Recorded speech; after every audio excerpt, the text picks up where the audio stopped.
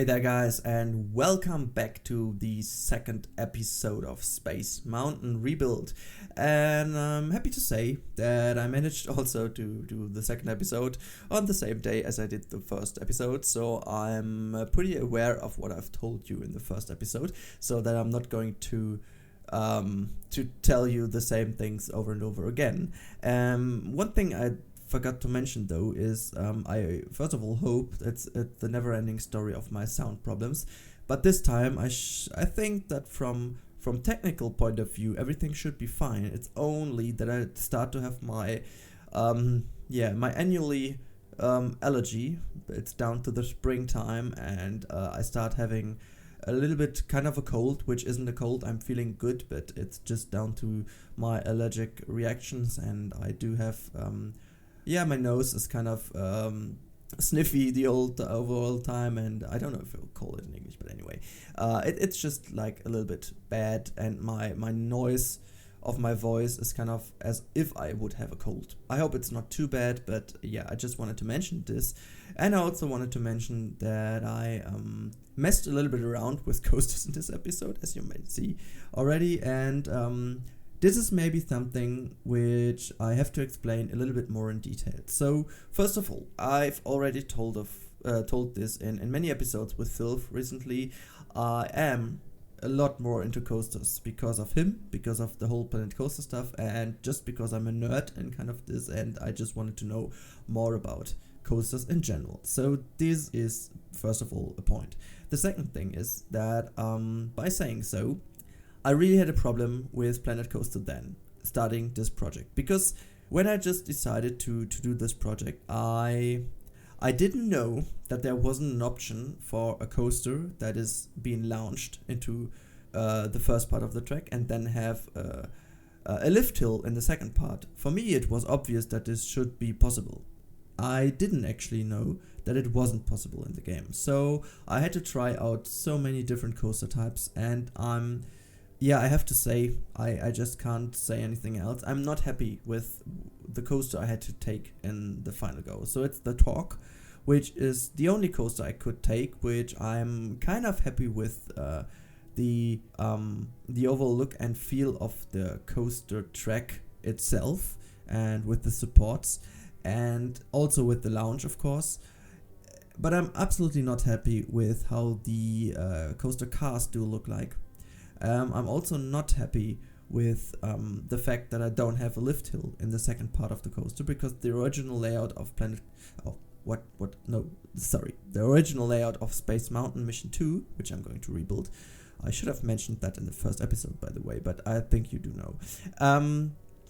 Basically, the point is, it's just the car does not match with the overall look and feel of Space Mountain in general, and what I was saying about the fact that there is no chain lift on this coaster is really annoying, because it would be so nice to have at least the chance to rebuild the track one by one, so that you do have the chain lift, which is also a nice let's say dramatic addition to the coaster, because it's like I do have to make the whole coaster in one go. You've got the lounge, and then it's going straight upon the last part of the track. So this is something I really don't like, because there is a chain lift in between where you are just moving slowly towards a meteorite or something like this, and it's just also about the immersion and about the overall experience having with this coaster, and we don't have this option. So in the end, what I wanted to just start a point now is that I'm really not happy with how the overall coaster building process is working in the game. I would love to choose myself which coaster I want to have on this track. I know it's not always realistic, but I mean, it's at least, in the end, it's a game, you know? And there could be something like an advanced option to like kind of, or maybe a cheat code, I don't know, but something that you are able to decide yourself whether you want to have every different kind of coaster type in one coaster, or maybe not. So it would be fine, but you know, there are so many cars I would love to take, because there's one coaster in the game which has so nice I think it's a hyper coaster. I'm not too sure about how it's called, but there is one coaster which has cars that do look so similar to the actual Space Mountain cars, and I would love to take this one. But as you can imagine, there's another trade-off I had to make if I would have taken that one, and that would be there is no lounge. And I mean, we are talking about Space Mountain, and a Space Mountain coaster without a lounge just to have a certain lift hill, I think that would be a way worse trade-off than just having no lift hill, right? So I had to decide on that, and I finally went with the Talk. And yeah, I'm pretty sure that when there is, with the update coming in April, an option to change cars, or maybe to have another coaster, or maybe to add a lift hill to the coaster, you can be sure that I will be doing this one again, and finally hope to make a layout which is one by one the original layout. So this is something. And the other thing was that I already told you in the last episode that I had to do another trade-off with the overall size of the dome. So as I said, the dome in general is kind of too big.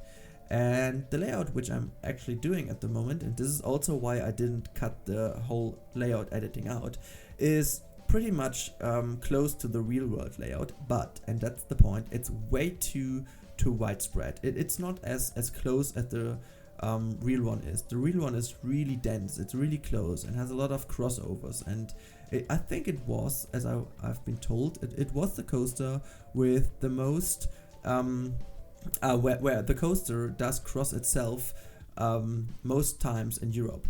I'm not sure. I think now Taran is the coaster which has I think 14 or 15 crossovers. I've no idea how many there are, but I think it's the coaster with most crossovers of its own track. But back then, Space Mountain Mission 2 was the one, and it's really close to the track and really dense and really compact. And what you won't see in the final episodes is that I redid the entire layout, and I also took my brother to help, and he also did adjust the layout, and I think in the end we came up with a pretty nice layout, which is really nice, which is really close also in terms of the actual dimensions to the real world coaster.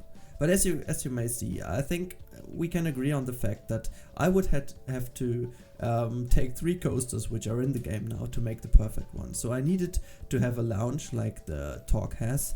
I would have needed to have coaster tracks like the American Arrow, which has, I think, it's pretty much the original steel coaster track layout, or maybe it's just the look and feel of the track, which is closest to the real world Space Mountain. And I would have had to take the cars of, I think it's a Hyper coaster, I'm not too sure about, but it could be this one. It's the coaster that Silverhead used for his Bone Shaker. That's the one which has pretty nice cars that do look like the actual ones. So yeah, I think I just told you a lot about the trade-offs I had to do with the layout. So I'm not too happy with the layout in general, but I think it's a fun ride in the end. And maybe something I have to again mention on this or in this point of time. I'm also not too happy with the fact how the excitement and the fear and the nausea of the coaster is judged. So I think most of you will also have listened to the episode of Garuda where Sylv and I talked about this fact.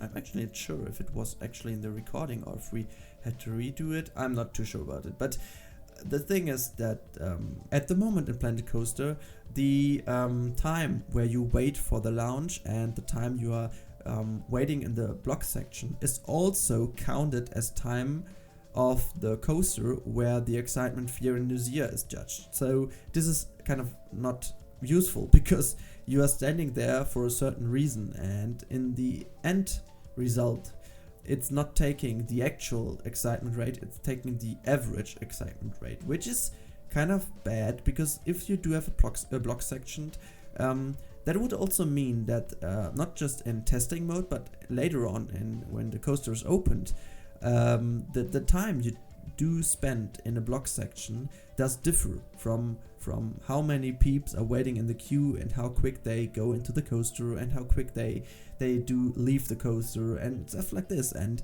this also would mean that the excitement rate does differ from one train to the other, because some might just stand for a second in a block section and the other one will stand there for half a minute. So this is kind of, I think this has to get a completely makeover, because it would be, or maybe not a makeover, but just exclude the time waiting in the block section and the time waiting on the lift hill. Just exclude those seconds from the rating. That would be it. So it would be fine, I think.